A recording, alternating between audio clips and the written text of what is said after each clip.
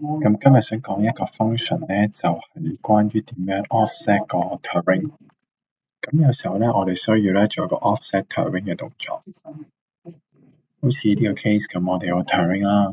咁而家咧，佢嗰個大約咧，佢個 elevation 咧就係31.77。咁啊，我想咧將呢個terrain 整一個咧，就向 delta 負一個level 去試下。咁我哋點樣做咧？我哋就可以去返個 terrain 啦。呢度咧有個 transform tools 嘅，叫 transform elements。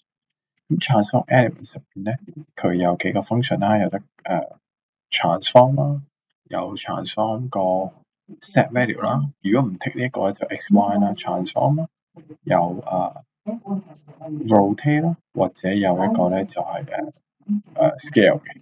咁我呢個 case 咧，淨係需要 copy 啦。或者我需要一個要 copy 啦，同埋需要一個apply 嘅 set value 嘅。咁你可以啦 based on cursor 個 location 去邊啦，或者 points 啦 based on 個 control point 啦，或者好似我呢個 case 咁用 delta。咁我而家就想向下負一啫，咁所以我就帶翻個負1.0喺呢度。然後咧，我哋咧就揀 identify elements 撳一下，其實我已經跌咗落去㗎啦，跟住撳一下 accept。咁 accept 之後咧。